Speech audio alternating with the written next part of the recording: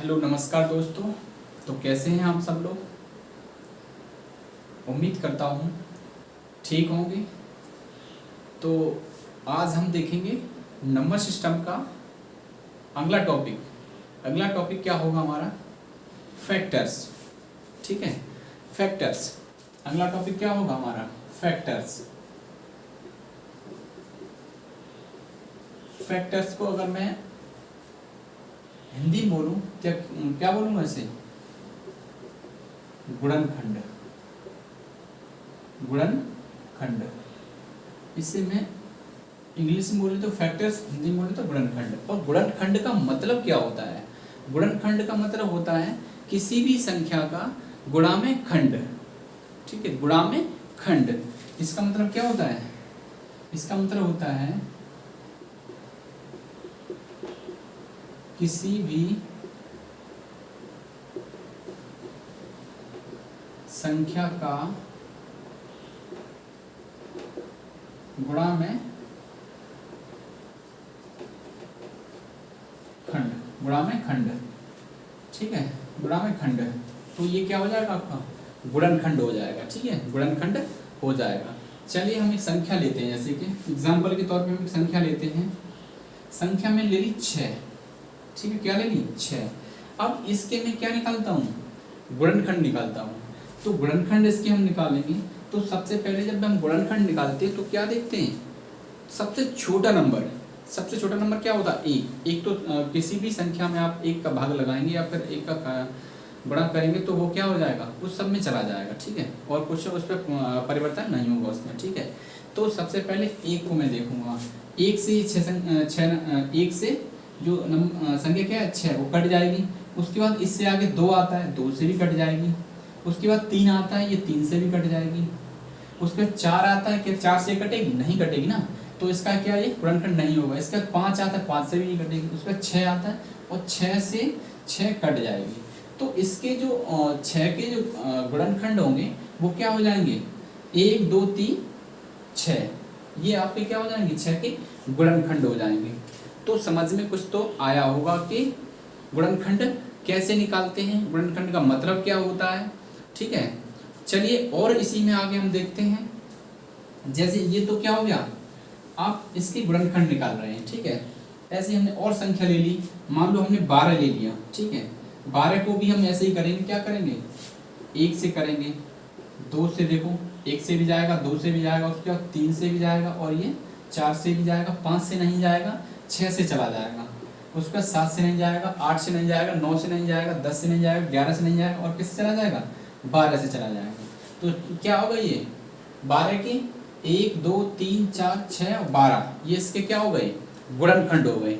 ठीक है, समझ में आया, समझ में आया। देखो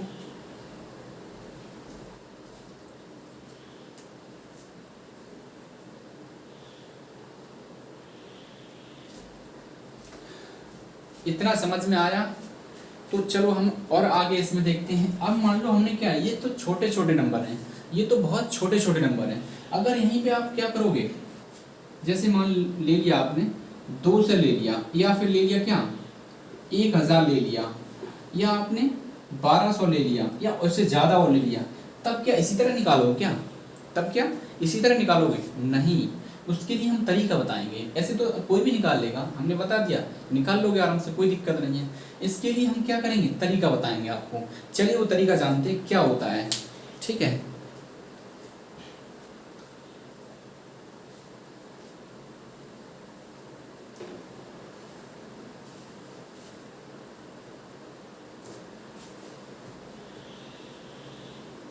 जब कोई संख्या, जैसे कि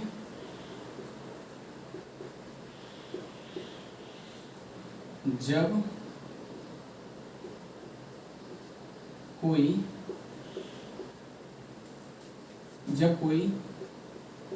संख्या माने n बराबर अगर दे रखा है, क्या n बराबर क्या दे रखा है, a पे पावर p मल्टीपल b पे पावर q मल्टीपल c पे पावर r दे रखा है। जैसे कोई नंबर है उसके ये क्या है आपके फैक्टर हैं, ठीक है, फैक्टर है, तो फैक्टर की ये पावर है, ये तो फैक्टर हो गए, ठीक है, और फैक्टर की पावर ये हो गई ऊपर वाली, ठीक है। इस रूप में अगर दे रखा है तो हमें क्या निकालने हैं, नंबर ऑफ फैक्टर, टोटल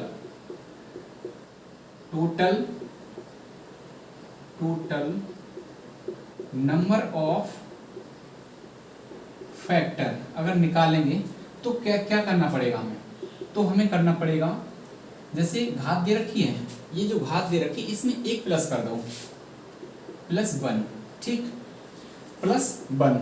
ऐसे ही हम इसमें देखेंगे, यहाँ क्या आएगा साइन, मल्टीपल का साइन आएगा, ऐसे ही यहाँ पे Q+1 कर देंगे, ऐसे ही R+1 कर देंगे, ठीक। इतना समझ में आया, इतना समझ में आया। जब कोई संख्या आपको दे रखी होगी तो आप क्या करेंगे, इस तरह इस फॉर्म में लिखने के बाद, इस फॉर्म में लिखने के बाद आप किस रूप में लिखेंगे, जो भी पावर जो भी होंगी उन पे क्या करेंगे, एक एक प्लस कर देंगे और गुणा में लिख देंगे, तो हमारा यहाँ से क्या निकल के आ जाएगा, टोटल नंबर ऑफ फैक्टर, जो कुल गुणनखंड होंगे वो निकल के आ जाएंगे, ठीक है, कुल गुणनखंड। जैसे हिंदी में लिखें तो कुल गुणनखंड, कुल गुणनखंडों की संख्या ये निकल के आ जाएगी, ठीक, समझ में आया। चलिए अब इसके एक एग्जांपल लेते हैं। एग्जांपल जैसे मैंने अभी क्या किया था, जैसे अभी मैंने क्या किया था, 6 का निकाल रहे थे, ठीक है, 6 का निकाल रहे थे, तो 6 के फैक्टर क्या होंगे, 6 के जो फैक्टर होंगे वो क्या हो जाएंगे, 2 और 1 3, यही तो होंगे 6 के फैक्टर। तो 6 के फैक्टर क्या हो जाएंगे, 6 के फैक्टर 2 और 3 हो जाएंगे। अब मैं क्या कर रहा हूँ, इसको देखो इस रूप में लिख रहा हूँ इसे, ये मान लो a पे पावर p और ये b पे पावर q है, तो एक इस पे एक लगा सकते हैं, इस पे एक लगा सकते हैं, क्यों नहीं लगा सकते हैं, क्यों लगा सकते हैं, क्योंकि जब कोई संख्या अगर दे रखी है तो उसकी पावर एक लगाने से कभी उसमें कोई परिवर्तन नहीं होता है, जब परिवर्तन नहीं होगा तो वही संख्या रहेगी, ठीक है, मैं रख सकता हूँ। तो a की वैल्यू क्या है आपकी, ये हो जाएगी, p की वैल्यू क्या है, ये हो जाएगी, b की वैल्यू क्या है, ये हो जाएगी, q की वैल्यू क्या है, ये हो जाएगी, ठीक। इतना समझ में आया। अब हमने किस फॉर्म में बताया था, इस फॉर्म में। अब यहां से आपको क्या निकालना है, टोटल नंबर ऑफ फैक्टर। तो क्या करना पड़ेगा, देखो p कितना आपका 1 है और 1 में 1 प्लस कर देंगे, ठीक, एक में 1 प्लस कर देंगे और मल्टीपल का साइन लगाया, ऐसे यहाँ पे 1 + 1, ठीक है, तो कितना हो जाएगा, 1 और 1 2 और 1 और 1 2, तो कितना हो जाएंगे, टोटल जो गुणनखंड निकलेंगे वो कितने निकलेंगे आपके, 4 निकलेंगे, टोटल जो निकलेंगे वो कितने निकलेंगे, 4 निकलेंगे, समझो।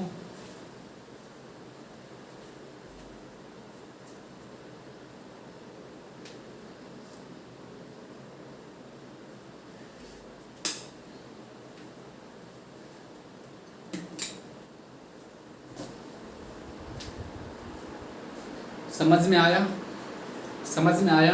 तो चलिए और आगे बढ़ते हैं, इसी में और आगे बढ़ते हैं। अब आपको इस तरीके से आपको निकालना आ गया होगा, ठीक है, और इसी में हम बताते हैं और समझ में आएगा, ठीक है, हटाते हैं इसे।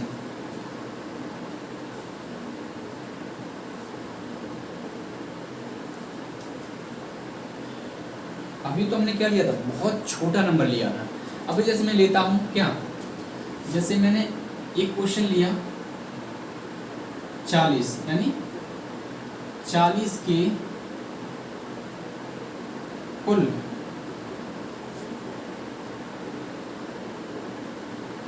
गुणनखंड क्या होंगे,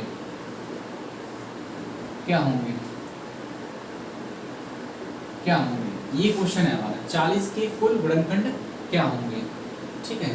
तो क्या पूछा उसने, कुल पूछा है, ठीक। अब देखो निकालते कैसे, 40 को हम निकालेंगे, 40 के गुणनखंड हम टोटल निकालेंगे तो क्या हो जाएगा, 40 को हम क्या लिख सकते हैं, 40 को हम लिख सकते हैं 8 × 5, ठीक है, 8 × 5।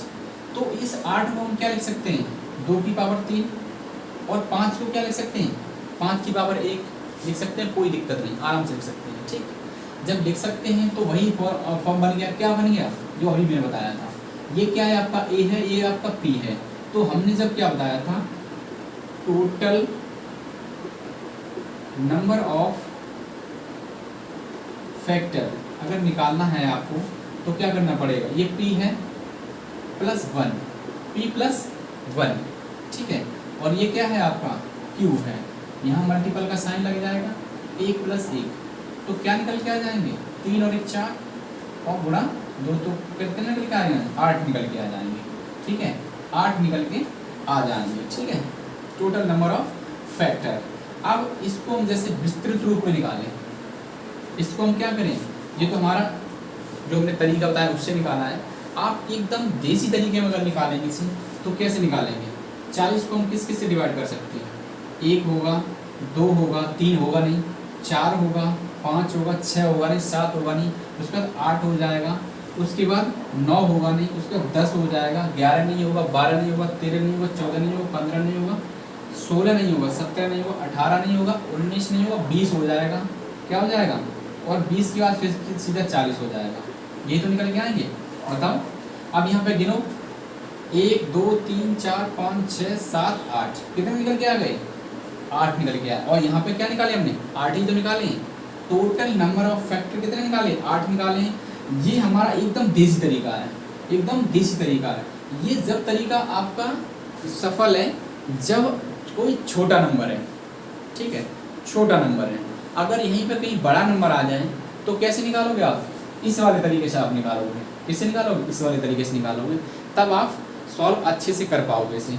ठीक है, समझ में आया, समझ में आया।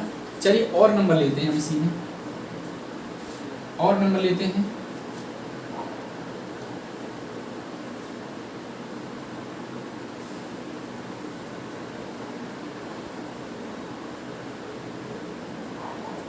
जैसे मैंने कोई नंबर ले लिया अपनी तरफ से, देखो अभी तक तो मैं छोटे छोटे नंबर कर रहा था, छोटे छोटे संख्याओं को हम क्या कर रहे थे, सॉल्व कर रहे थे। अब हम एक बड़ी संख्या लेते हैं, एक बड़ी संख्या लेंगे। जैसे मैंने ले ली कितनी, 100 ले ली। ठीक है, 100 को क्या करना है, 100 के कुल गुणनखंड कितने हैं। ठीक, इसको निकालो। देखो इसको क्या करोगे आप, इसको निकालोगे, वही तरीका। 100 को आप किस तरीके से लिख सकते हो, 100 को आप किस तरीके से लिख सकते हो, देखो 100 को हम लिख सकते हैं 4 गुणा 25 लिख सकते हैं, कोई दिक्कत नहीं, लिख सकते हैं, क्योंकि 25 का अगर 4 में गुणा करेंगे 100 हो जाएगा। ठीक है, तो इस तरीके से लिख सकते हैं। इसको हम क्या बना सकते हैं, इसको 2 की पावर 2, और इसको लिख सकते हैं 5 की पावर 2। ठीक, इसको भी वही तरीके से लिखोगे आप। इसको अगर निकालोगे, टोटल नंबर ऑफ फैक्टर आप निकालना चाहते हैं तो क्या करना पड़ेगा, ये p की वैल्यू मान लो 2 प्लस 1, ऐसे ये q की वैल्यू 2 प्लस 1। ठीक है, तो कितना हो जाएगा, 3 गुणा 3, तो कितना हो जाएगा टोटल 9। यही आपका क्या हो जाएगा, आंसर। ठीक, यही आपका आंसर हो जाएगा। समझ में आया होगा, समझ में आया होगा। ठीक है, समझ में आया। तो चलिए और देखते हैं।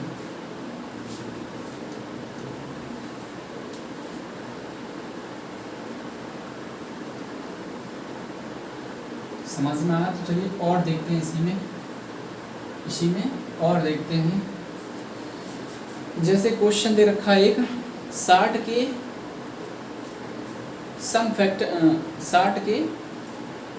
सम गुणनखंड बताइए।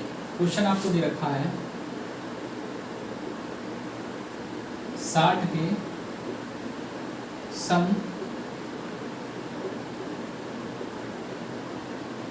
गुणनखंड बताओ, कितने होंगे, कितने होंगे, क्या होंगे, कितने होंगे। 60 के सम गुणनखंड बताओ कितने होंगे, ठीक है, ये आपका क्वेश्चन है। तो हम क्या करेंगे, जब भी आप सम की बात की जाए, देखो अभी तक कर रहे थे वो तरीका कुछ और था, कुछ अलग तरीके के क्वेश्चन थे, ठीक है, अब ये थोड़ा अलग तरीके का क्वेश्चन आ गया। तो इसमें हम क्या करेंगे, इसमें हम क्या करेंगे, जैसे हम 60 के क्या निकालने हैं, टोटल नंबर ऑफ फैक्टर निकालने हैं, कौन से, even, total number of even factor किसके, 60 के। तो क्या करोगे यहाँ पे, जैसे 60 लिखा है, 60 को हम क्या लिख सकते हैं, 2 और ब्रैकेट में 30, ये लिख सकते हैं, कोई दिक्कत नहीं, लिख सकते हैं, क्योंकि 2 को हम अंदर ले जाएंगे तो इसका इसमें क्या हो जाएगा, मल्टीपल हो जाएगा, तो मल्टीपल होगा तो 60 ही हो जाएगा, यानी 60 हो जाएगा, ठीक है।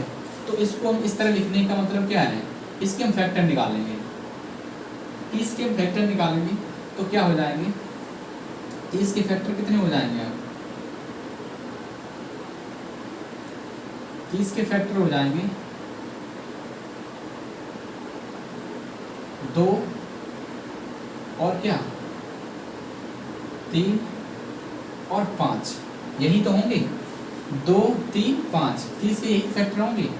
अब इस 2 का मतलब क्या है, इसको हम इनके साथ नहीं लेना है, हमें इसको इनके साथ नहीं लेना, इस 2 का मतलब ये है कि ये जो निकाले हमने फैक्टर, ये इवन होने का ये क्या बताते हैं कि इसको हम आपस इसका इनमें गुणा कर देंगे तो ये इवन बन जाएंगे, क्या बन जाएंगे, इवन बन जाएंगे, ठीक, इवन बन जाएंगे। तो अब हम इसका निकालना है क्या, टोटल नंबर ऑफ फैक्टर, ये वही फॉर्म बन गई आपकी क्या, a पे पावर b, b पे पावर q, c पे पावर r, ठीक है। तो यहाँ पे आपको निकालना है टोटल नंबर ऑफ क्या, इवन फैक्टर, इवन फैक्टर अगर निकालोगे तो क्या हो जाएगा, देखो इस फॉर्म में लिखना है, इस फॉर्म में लिखने का मतलब क्या बताया था मैंने, p की पावर यहाँ 1 है, यानी 2 की पावर 1 है, 3 की पावर 1 है, 5 की पावर 1 है, ठीक है। जब पावर 1 है तो क्या करेंगे, आप पसंद कर दो, 1 प्लस करते जाओ उसमें और मल्टीपल में लगाते जाओ, ठीक, इस तरह आ गया। अब क्या करोगे, 2 गुणा 2 गुणा 2, तो कितना हो जाएगा, 8। ये क्या निकल के आ गया आपका, ये आपका आंसर निकल के आ गया, ठीक है, ये आपका आंसर निकल के आ गया, समझो।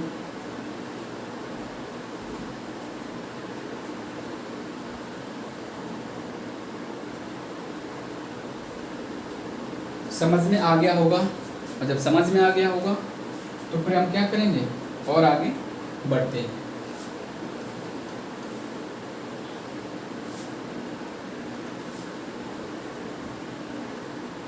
चलिए और आगे बढ़ते हैं, तो हम और लेते हैं, जैसे कि मान लो हमने पूछ लिया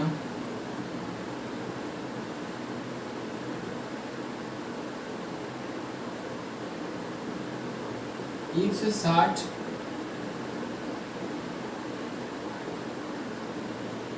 में 160 में सम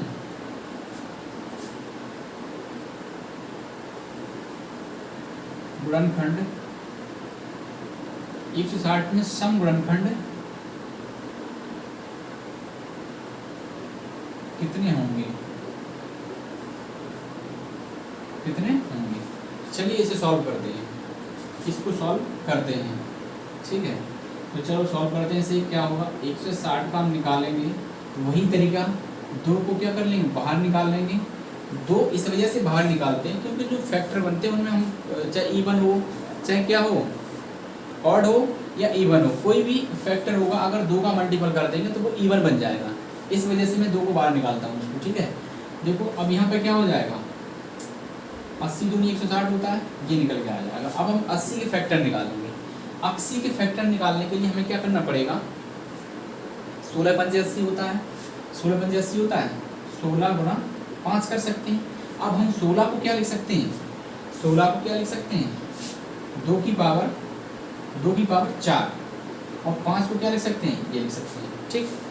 ये फॉर्म क्या बन गई, ए पे पावर p मल्टीपल यानी गुणा और b की पावर q। तो उसी फॉर्म में लिख लो। आप क्या करोगे, 4 + 1, ठीक, ये कितना हो जाएगा 5 और ये 2, तो निकल के कितने आ जाएंगे आपके 10। ये आपका क्या हो जाएगा, आंसर हो जाएगा। ठीक है, समझ में आया होगा। अब इस तरीके के क्वेश्चन आपके हो सकते हैं, कोई प्रॉब्लम नहीं होगी। ठीक है, चलिए और देखते हैं इसी में आगे।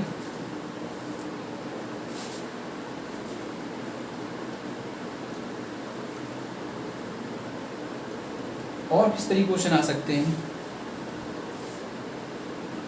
जैसे एक क्वेश्चन दे रखा है 1200 के गुणनखंडों की संख्या ज्ञात कीजिए। यहां भी लिख लो 1200 के गुणनखंडों, ऐसे लिखो कुल गुणनखंडों में 1200 के कुल गुणनखंडों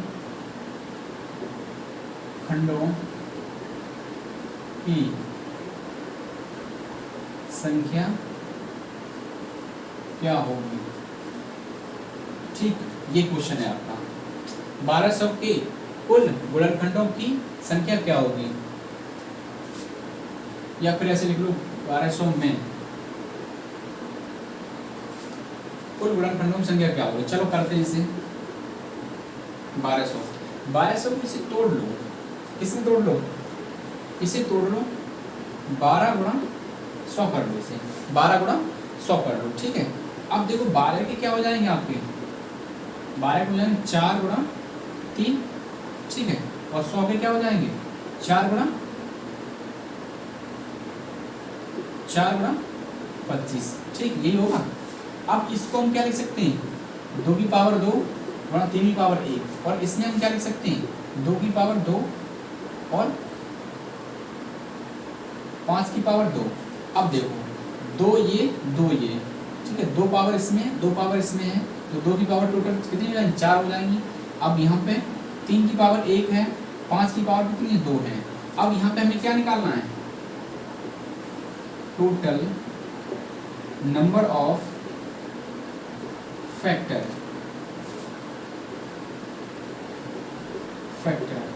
ठीक है।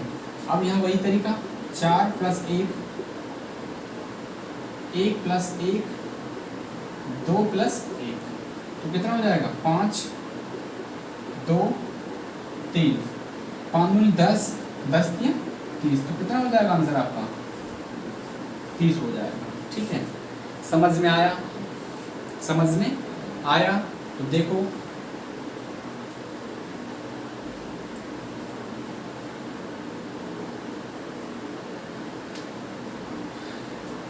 इतना समझ में आया, तो चलिए और देखते हैं और किस तरह क्वेश्चन आ सकते हैं इसमें।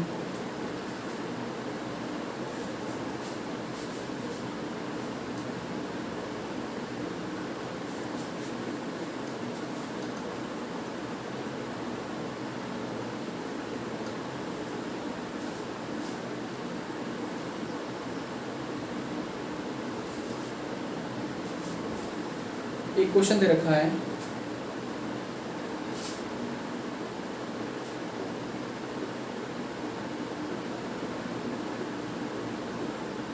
निम्नलिखित में से किसके गुणनखंडों की किसके गुणनखंडों की क्या संख्या, किसके गुणनखंडों की संख्या अधिकतम है, गुणनखंडों की संख्या क्या है अधिकतम है। अब ऑप्शन दे रखिए इसमें, ऑप्शन क्या दे रखे हैं 92, ये 1 नंबर ऑप्शन है। 2 नंबर ऑप्शन दे रखा है 98, 144, 152, और ये, ठीक है। अब देखो इसके हम अगर निकालेंगे गुणनखंड तो क्या हो जाएंगे, इसके निकालेंगे तो क्या हो जाएंगे 4 गुणा 23, 4 गुणा 23, और इसे हम क्या लिख सकते हैं 2 की पावर 2 और 23 की पावर 1। ठीक, ऐसे ही यहाँ पे 49 दूनी 98 होता है और 7 सत्ते 49 होता है, यानी तो 49 गुणा 2, तो यहाँ पे हो सकता है आपका क्या 7 की पावर 2 और 2 की पावर 1। ठीक है, ऐसे ही यहाँ पे अगर निकालेंगे, यहाँ पे निकालेंगे तो 12 12 144 होता है। ठीक है, 12 12 144 होता है, तो क्या हो जाएगा आपका 12 का स्क्वायर, सॉरी 16 निमा 144 कर लो, 16 निमा 144 होता है। ठीक है, इसको हम क्या लिख सकते हैं, इसको हम लिख सकते हैं 2 की पावर 4 और 3 की पावर 2। ऐसे यहाँ पर देखेंगे हम, यहाँ पर देखेंगे फिर क्या होता है 19 19 अट्ठे 152, यानी 19 गुणा 8, इसको क्या लिख सकते हैं 19 की पावर 1 और 2 की पावर 3। ठीक है, अब यहाँ देखो यहाँ पे कितना हो जाएगा, यहाँ पे अगर निकालोगे तो हो जाएगा आपका 2 + 1 और 1 + 1, तो यहाँ पे आपका हो जाएगा कितना 3 और 2 5, 3 गुणा 2, तो कितना हो जाएगा 6। ऐसे ही हम यहाँ निकालेंगे तो क्या हो जाएगा 2 + 1, 1 + 1, तो यानी 6। ऐसे यहाँ पे निकालेंगे 4 + 1, 2 + 1, तो कितना 5 गुणा 3, तो 5 3 15 हो जाएगा। ठीक है, ऐसे यहाँ निकालेंगे, यहाँ अगर निकालेंगे 1 + 1 और यहाँ पर क्या हो जाएगा 3 + 1, तो 2 गुणा 4, 4 दूनी 8। तो उसने क्या बताया है निम्नलिखित में से किसके गुणनखंडों की संख्या अधिकतम है, तो किसके गुणनखंडों की संख्या अधिकतम है। ठीक है, देखो यही तो सबसे ज़्यादा है, तो यही क्या हो जाएगा आपका आंसर, आपका ये हो जाएगा। ठीक है, समझ में आ गया होगा, समझ में आ गया होगा। देखो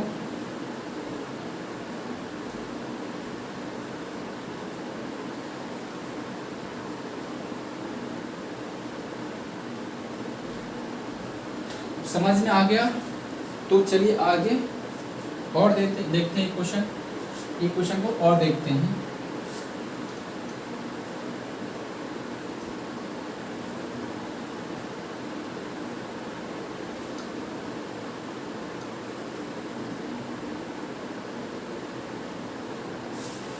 मज़ा आ रहा है ना पढ़ने में, और जब मज़ा आ रहा है तो लाइक कर दो तुरंत। चलिए क्वेश्चन और देखते हैं। संख्या 72 के सम गुणनखंडों की संख्या क्या है। संख्या 72 के सम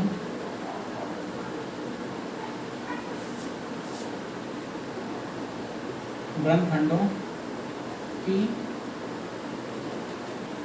संख्या क्या है। ठीक है, ये क्वेश्चन है आपका। ठीक है, संख्या 72 के सम गुणनखंडों की संख्या क्या है। चलिए और देखते हैं इसमें। 72 को हम निकालेंगे तो वही तरीका। ठीक है, 36 को निकालेंगे तो 9 चौक 36 होता है। क्या होता है 9 चौक 36 होता है। ठीक है, इसका हम लिखेंगे तो 2, इसका लिखेंगे तो 3, 2 की पावर 2 4, 3 की पावर 2 9। ठीक है, इसको हम लिखेंगे तो क्या हो जाएगा 2 + 1 और 2 + 1, 3 गुणा 3 कितना हो जाएगा टोटल 9 हो जाएंगे। यही आपका क्या हो जाएगा आंसर हो जाएगा। ठीक है, यही आपका आंसर हो जाएगा। चलिए एक क्वेश्चन और देखते हैं।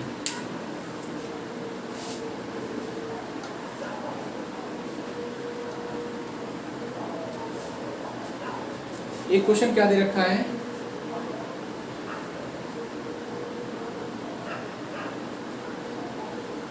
दो अभाज्य संख्याएं, क्वेश्चन दे रखा है दो क्या है अभाज्य संख्याएं, अभाज्य संख्याएं किस रूप में दे रखी हैं, पी क्यू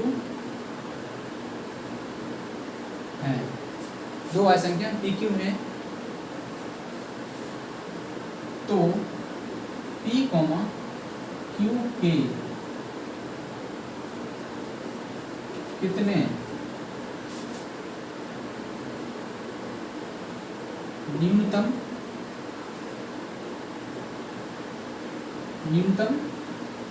क्या होंगे, न्यूनतम गुणनखंड होंगे, कितने न्यूनतम गुणनखंड होंगे। ये क्वेश्चन है, ठीक है। क्या है क्वेश्चन, दो अभाज्य संख्याएं पी क्यू हैं, तो पी क्यू के कितने न्यूनतम गुणनखंड होंगे। इस क्वेश्चन को कैसे सॉल्व करेंगे, इस क्वेश्चन को कैसे सॉल्व करेंगे, तो उसने कंडीशन क्या दे रखी है, अभाज्य संख्याएं हैं, अभाज्य संख्याएं हैं, ठीक है। जब भी अभाज्य संख्याएं इस रूप में अगर दे रखी हैं, वैसे दे रखी हो, तो क्या करोगे, अभाज्य संख्या अगर दे रखी हो तो क्या होगा, जैसे मान लो यहीं पे p गुणा q है, तो मैंने इसकी पावर 1 मान ली, इसकी पावर 1 मान ली। अगर यहीं पे क्या करोगे, जैसे pq दे रखा है, ठीक है, तो क्या होगा, न्यूनतम, अगर न्यूनतम अगर निकालोगे तो क्या हो जाएगा, 1 + 1 1 + 1 2 गुणा 2 बराबर कितना, 4 आ जाएगा। आंसर क्या हो जाएगा, 4 हो जाएगा। ये क्या है, आपकी अभाज्य संख्याएं हैं, ठीक है, अभाज्य संख्याएं हैं। समझ में आ गया। जैसे ये तो आपको हमने इस फॉर्मेट में बता दिया, जैसे मैं कोई संख्या लेके, जैसे मान लो पी की वैल्यू हमने यहाँ रख दी 3 होती, या क्यू की वैल्यू 2 होती, ठीक है, पी की वैल्यू 3 होती या क्यू की वैल्यू 2 होती, या और कुछ भी होती, ठीक है, तो हम उसी तरीके से निकालते रहते हैं, ठीक है। तो देखो ये संख्या हमने मान ली, अगर मैं निकालूंगा इनका 3 पे पावर 1 गुणा 2 पे पावर 1, अगर यहाँ देखूंगा तो 1 + 1 और क्या 1 + 1 कितना हो जाएगा, 2 गुणा 2 4 हो जाएगा। आप वैसे भी निकाल के देख सकते हैं, 3 के अगर निकालोगे तो 1,3 हो जाएगा, 2 के आप निकालोगे तो 1,2 हो जाएगा, ठीक है। तो 2 इसमें तो टोटल कितने 4 निकल के आ गए। इसी तरह आपका ये क्वेश्चन था, तो ये समझ में आ गया होगा, ठीक है। अब ये समझ में पूरी तरीके से आ चुका होगा। तो ठीक है, आज हम वीडियो को इतना ही रखते हैं, ठीक है। तो क्या करेंगे, वीडियो को लाइक करेंगे, शेयर करेंगे, चैनल को सब्सक्राइब करेंगे, ठीक है। अच्छा लगा होगा वीडियो को देख के,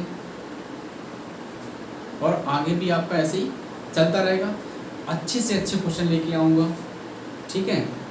आप क्या करें, कंटिन्यू बने रहें, कंटिन्यू वीडियो देखते रहें, तभी आपको पूरी तरीके से आपको समझ में आएगा, ठीक है। क्या होगा, पूरी तरीके से समझ में आएगा। तो चलिए, ठीक है, ओके।